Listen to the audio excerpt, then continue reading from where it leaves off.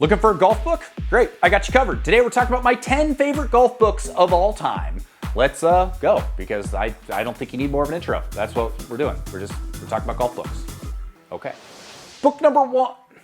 I also feel weird because I don't have most of these books and I feel like I should go buy them just so I can hold them up, but I read everything on a Kindle, so I don't have that. So book number one, we'll show the cover right here, Playing from the Rough by Jimmy James. If you don't know Jimmy's story, it's remarkable. He came from poverty, he came from almost nothing, he built an incredibly successful career, and then he did one of the most difficult things I can think of, is he played the top 100 golf courses in the US in a single year. That's something I don't expect anybody is ever going to do. So in this book, he shares stories and he talks about how he accomplished that goal, but he also gives a ton of background into his upbringing and the challenges that he faced. If you're someone who loves hearing about different golf courses and traveling all over the place, this is for you. If you're someone who just wants an inspiring rag to riches story, this is for you. And if you're someone who likes both of those things, then, well, just go buy the book right now. It's excellent.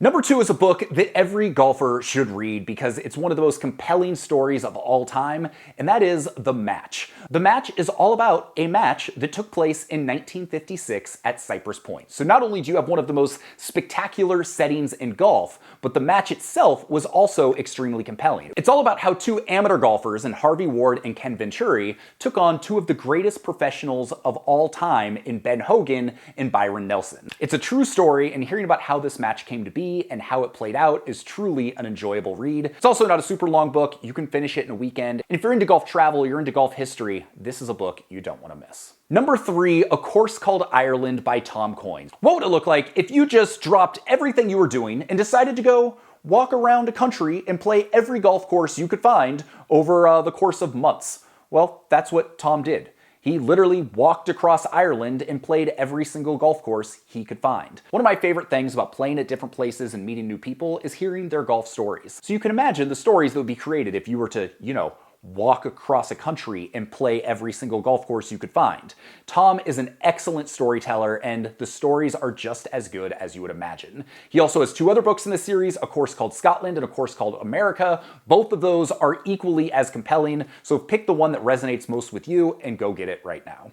Number four is Phil, the rip-roaring, unauthorized biography by Alan Shipnuck. Now, Alan's one of the most polarizing golf writers out there. He can often seem like maybe he's just trying to pick a fight with people, but you cannot deny the fact he is both a very good, very entertaining, and very engaging author. And reading about the history of Phil, one of the most famous and interesting golfers of all time, I found to be fascinating. I thought it was a very good, very balanced take. He highlighted both the positives of his career, the negatives, the drama, the controversy, and all the accomplishments, and I thought he did it in a way that seemed really fair and was really engaging to read. Of all the biography and autobiographies I've read, this was definitely one of my favorites. I was trying not to do multiple books by the same author, but in this case, I'm gonna go for it. The next book is Live and Let Die, also by Alan Shipnuck. So for me personally, when all of the Live drama happened and everything went crazy, I didn't really know what was going on. It was changing so much and didn't really understand the backstory, didn't understand where everything stood and whatever.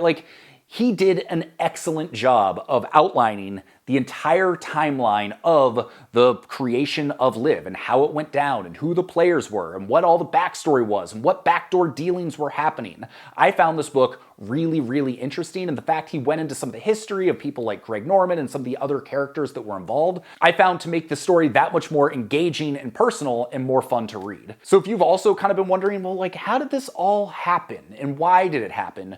Go read this book. It is absolutely the best resource for getting the entire backstory, and he does it in a really entertaining way. Hey, real quick, while you're watching this, what's your favorite golf book? Drop a comment right now, let me know. It's not only gonna be helpful to me, but everybody else watching this video. Let's get a big list of the best golf books out there, because these 10 in the video are just my favorites, so I wanna hear from you.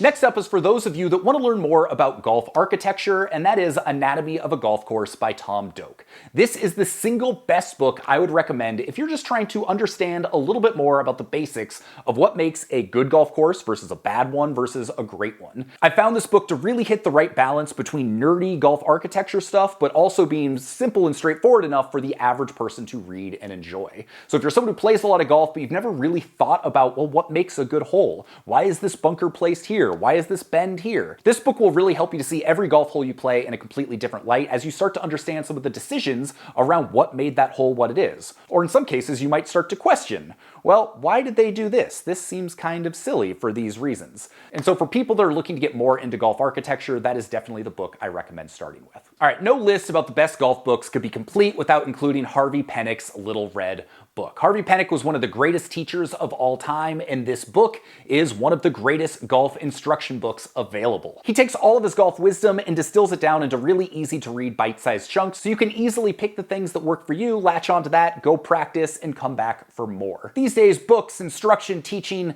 they can get really complicated and technical, and so I love the fact that this book just brings it back to basics with things even a beginning golfer is able to understand. So if you're looking for an enjoyable read from someone who really knows what they're talking about without having to get too far into the weeds and just giving you some basic ideas that will dramatically improve your game, go straight to this book. There's a reason it's one of the best-selling golf books of all time. All right, next we have Every Shot Counts by Mark Brody. So this book essentially revolutionized the world of golf statistics. In this book, Mark popularized the idea of strokes gained and that methodology, and it completely shifted how so many pros looked at their stats and approached golf courses. If you've watched this channel or read my reviews, you might know that I'm a huge fan of Arccos Golf. They're little sensors you put on your clubs, it tracks every single shot you hit, and then you can go back and get your statistics. So Arccos uses this strokes gain methodology. At the end of your round, it'll give you a strokes gain number for your drives, your approach, your putts, your short game, etc. And so what it allows you to do is say, how many strokes did I gain on a 10 handicap with my driver? Maybe it's -2. So compared to the average 10 handicap during that round, I lost 2 strokes. That helps me figure out what to work on. When I first read the book like 10 years ago, I thought it was great. It's like, oh, this is a really interesting way to think about golf statistics, but I'm not a tour pro. I don't have access to all the statistics that they're able to get. And that's what's so cool about a service like Arccos is you now are able to get pro level statistics and you can get strokes gain numbers around every aspect of your golf game. So you almost like can't have one without the other. If you read the book and you get it, but you don't have a way to measure it, you're gonna have a difficult time. If you have a shot tracking system like Arccos, but you don't fully understand what strokes gained is all about, you're not going to get the most out of it. So if you're someone that's looking to improve your game, if you're someone who's looking to track your data, I think Every Shot Counts is a must-read book. All right, to finish up, we've got 2 travel-related books. The next one is Dream Golf, The Making of Bandon Dunes. This is required reading for anybody who is going to Bandon. Hearing the story of how one of the greatest golf resorts in history came to be on this remote stretch of Oregon coast is truly fascinating. And they've continued to update it over the years, telling the story of new courses as they come out. So this is the book that I say, if you are going to Bandon Dunes, you have to read this book first because it will make the experience so much better. Giving you an idea of some of the history of some of these locations throughout the resort and the property just makes the experience that much more special. But even if you're not going to Bandon Dunes, if you're passionate about the game, hearing about how other passionate people laid it all on the line to build this resort that so many people thought wouldn't work is really a captivating story. So definitely go check it out. And finally, the last book on our list is How to Play the World's Most Exclusive Golf Courses by John Sabino. You may or may not know that Breaking 80 started with my goal to play the top 100 golf courses in the world. I think I'm currently at like 55 out of 100. But John Sabino was kind of the guy that inspired me to do it. He was the first one that not only went and played the top 100, but he publicly documented it on his blog. I found him towards the tail end of his journey, but every time I was going to visit one of the places he had been and he had written about, I would read his blog posts over and over and over again. So obviously, as someone who wants to go play a lot of interesting places, when his book came out about how to play the most exclusive golf courses out there, it was a no-brainer buy. So if you're someone who wants to travel more and if you want the opportunity to play some of the golf courses that might be a little bit more challenging to get on, he's got some excellent strategies for how you can network, how you can provide value, and how you can find ways to get on the golf course that you might not otherwise have had access to. So there you go. I know there are thousands of other golf books out there, but these are the ones that came to my mind first when thinking about the ones that I've enjoyed the most or have had the biggest impact on my kind of golfing career, my golfing psyche, the way I look at the game of golf. So regardless of whether you're looking for a book on travel, instruction, the pro tours, one of these books is likely going to be a great fit for you. With that, my name's Sean Ogle. I'm the founder of this thing here at Breaking 80, and I would love for you to take a quick second and just drop a comment and let me know what is your favorite golf book? What did I miss? What should I be going to read? And what should I include in the next iteration of this video? Drop a comment, let me know. It would be valuable to not only me, but everybody else watching this. And I'll see you on the next video. Peace.